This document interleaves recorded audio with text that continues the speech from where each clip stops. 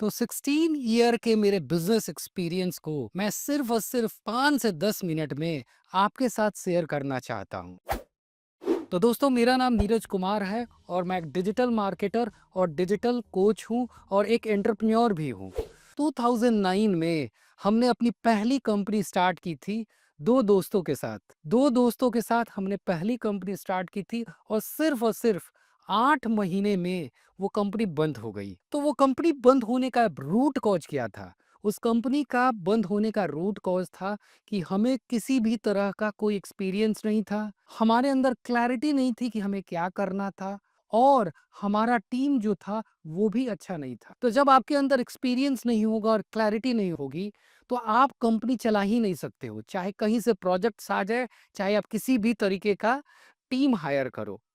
तो 2009 से 2025 आ गया है। 16 साल हो गए हैं और इन 16 साल में बहुत सारे स्ट्रगल हमने फेस किए, बहुत सारे चैलेंजेस आए, बहुत हार्ट ब्रेक हुआ, बहुत बार हम लोग ब्रोक हुए, लेकिन लगे रहें। तो आपको अगर बिजनेस में सक्सेसफुल होना है तो आपको सबसे पहले जबरदस्त आपके अंदर पेशेंस होनी चाहिए, पागल जैसा पैशन चाहिए, क्रेजी होना पड़ेगा और आपको over the period of time आपको लर्न करते रहना है, आपको सीखते रहना है। नए नए अपडेट्स आएंगे, नए नए चैलेंजेस आएंगे, नए नए स्ट्रगल्स आएंगे, लेकिन आपको लगे रहना है। कम से कम 10 साल तक आपको पूरी तरह लगे रहना है। तो हमने डिजिटल का जो जर्नी स्टार्ट किया, ऑनलाइन की जो जर्नी स्टार्ट की बिजनेस की, वो स्टार्ट की 2016 से। 2016 के पहले हम लोग ऑफलाइन बिजनेसेस करते थे, बट ऑफलाइन में बहुत ज्यादा इन्वेस्टमेंट भी था और रेवेन्यू बहुत कम थी। तो जब हम डिजिटल मार्केटिंग में या ऑनलाइन बिजनेसेस में आए, तब जाके हम कम इन्वेस्टमेंट में ज्यादा प्रॉफिटेबल बना पाए और बहुत फास्ट हम करोड़ के टर्नओवर तक पहुंच गए। तो ये चीज है कि अगर बिजनेस में आपको सक्सेसफुल होना है तो आपको बहुत सारी चीजें आनी पड़ेंगी। जैसे कि आपको सेल्स एंड मार्केटिंग आना चाहिए, आपको डिजिटल मार्केटिंग का भी नॉलेज होना चाहिए, आपको फिनेंस और अकाउंट का भी नॉलेज होना चाहिए, आपको अपने प्रोडक्ट और सर्विसेज जो कि आप बना रहे हो उसकी भी नॉलेज डीपर होनी चाहिए, आपको टीम कैसे हैंडल करना है उसकी भी नॉलेज होनी चाहिए। बहुत सारे चैलेंजेस आएंगे, चैलेंजेस में आप ब्रोक हो जाओगे। तो आप चैलेंजेस में ब्रोक ना हो तो वो इसकी भी आपको लर्न करना पड़ेगा और वो सारी चीजें एक्सपीरियंस से आएंगी।